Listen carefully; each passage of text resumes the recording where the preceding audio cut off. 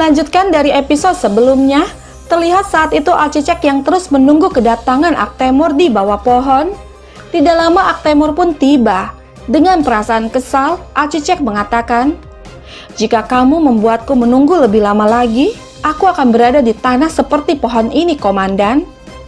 Lalu Aktemur bertanya, "Haruskah aku berlari untuk berbicara dengan Hatun yang tidak mencintaiku?"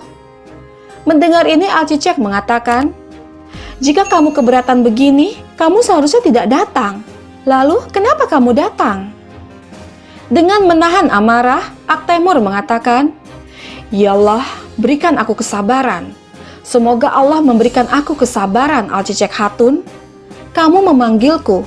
Kamu bilang itu penting. Jelas, kamu masih memiliki sesuatu untuk dikatakan. Kamu bilang, aku harus memanggil Aktemur dan menegurnya. Dia pasti akan datang. Dia mencintaiku. Kamu tahu bahwa aku akan datang." Mendengar ini Alcicek mengatakan, Tidak seperti itu." Lalu Aktemur bertanya, "Kalau begitu apa, Alcicek Hatun? Kau tidak mencintaiku. Aku tahu itu. Baiklah, kamu tidak akan melihatku lagi. Tapi jangan lakukan ini. Lukaku masih segar. Tidakkah kamu melihat bahwa itu berdarah setiap kali kamu melihatku? Jangan menatapku seperti itu. Kumohon. Aku tidak tahu apa yang kamu ingin aku lakukan. Haruskah aku meninggalkan Yeni Sehir? Maaf, aku tidak bisa. Aku memiliki tugas." Mendengar ini Alcicek mengatakan, "Itu sebabnya aku katakan, kamu memiliki kewajiban. Kamu memiliki ibu. Dan aku juga memiliki ibu. Ada begitu banyak kendala." Lalu Aktemur mengatakan, "Kamu mempermainkanku, Alcicek. Aku tidak akan membiarkanmu lagi." Dan saat Aktemur hendak pergi, seketika Alcicek menghentikannya seraya berkata, "Aktemur." Mendengar ini Aktemur kaget, lalu mengatakan, "Aktemur, apakah kamu menyebut namaku? Apakah yang aku dengar itu benar?" Kemudian dengan menunjukkan anting-anting itu, Alcicek mengatakan, "Aku tidak bisa membuang anting-anting ini. Tapi aku juga tidak bisa memakainya. Aku selalu membawanya kemana-mana." Mendengar ini Aktemur bertanya, "Apa maksudnya itu?" "Jangan berpaling. Kamu menembakku dengan itu. Lihat aku.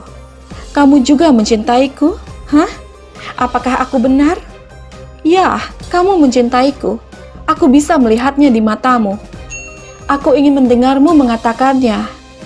Namun Alcicek mengatakan, "Apa yang akan berubah jika aku mengatakan bahwa aku mencintaimu? Aku mengatakan tidak hanya sekali, dan kau menyerah padaku. Bagaimana kamu akan membuat ini berjalan?" Dengan menunjukkan sapu tangan miliknya, Aktemur mengatakan, "Apakah kamu pikir aku menyerah padamu karena aku tidak ada di dekatmu? Aku mencintaimu. Walaupun kamu tidak mencintaiku, aku akan tetap mencintaimu.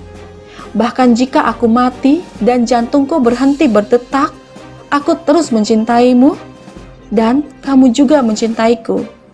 Cinta ini adalah anugerah, Alcicek Hatun. Kamu mencintaiku, ya kan?" Dan Alcicek menjawab, "Ya, aku mencintaimu, Aktemur. Tapi jalan ini sulit. Kamu pergi dengan satu kataku. Tapi bagaimana kamu bisa berurusan dengan ibuku?" Lalu Aktemur mengatakan, "Tidak ada yang lebih sulit daripada ketidakhadiranmu. Aku bisa menghadapi mereka semua." Namun Alcicek mengatakan, "Bahkan saat ini aku berpikir tentang ibuku. Kamu tahu apa yang akan terjadi jika dia melihat kita seperti ini?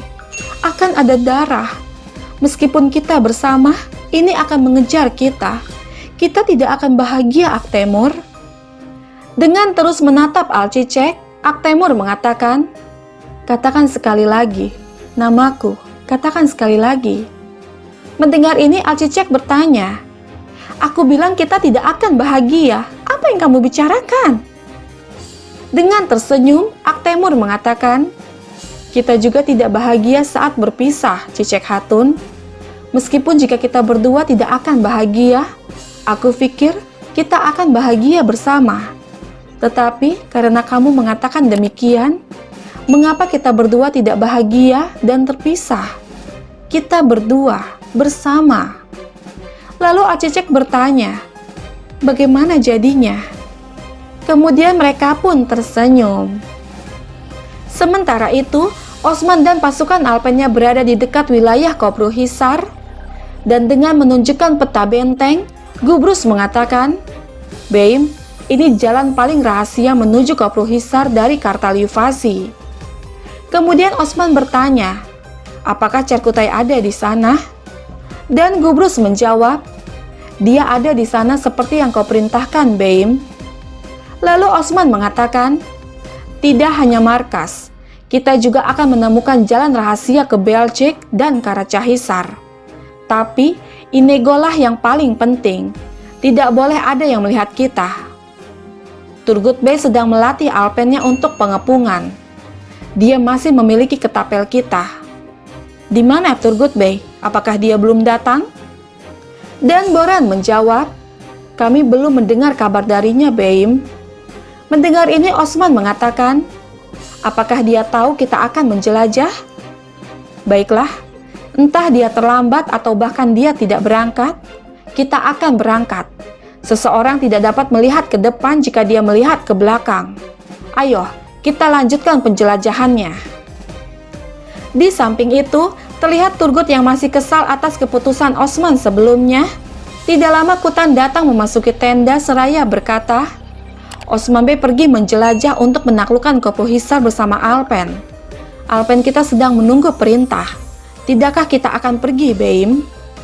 Dan Turgut menjawab, aku dengar Osman Bey tidak membutuhkan kita, Kutan. Kita adalah bangsa perang suci, alhamdulillah. Tapi kita selalu berpihak pada kebenaran. Sekarang aku melihat bahwa Osman Bey sama sekali tidak adil. Dia tidak menganggap saudaranya yang telah bersamanya melawan selama bertahun-tahun. Jadi, mereka tidak menganggap kita begitu saja, Kutan. Dan kita akan mendisiplinkan mereka dengan ketidakhadiran kita. Mendengar ini Kutan bertanya, apa yang akan kita lakukan, Beim? Akankah kita mundur dari pertempuran? Seketika Turgut mengatakan, tidakkah kamu mengenal Turgut Beymu? Hanya karena kita tidak mengikuti Osman Bey, apakah itu berarti kita akan mundur? Ada banyak orang kafir yang harus dibunuh di dunia ini. Terus persiapkan Alpen, Kutan. Kita akan terus berjalan. Kemudian Kutan pun pergi untuk menjalankan perintah. Dengan Turgut mengatakan, baik dengan Osman Bey atau tanpa dia. Sahabat, kita beralih ke Komandan Remos yang tengah dalam perjalanan menuju Konstantinopel bersama para Alpen. Namun seketika mereka diserang oleh anak buah Olof hingga membuat semua Alpen tersebut tewas di tempat. Kemudian Olof pun tiba. Melihat ini Remos mengatakan, kau dekat dengan kematianmu, Olof. Permainan yang kau rencanakan bersama Kantakuzenos semuanya terungkap sekarang. Namun Olof mengatakan, belum ada yang berakhir.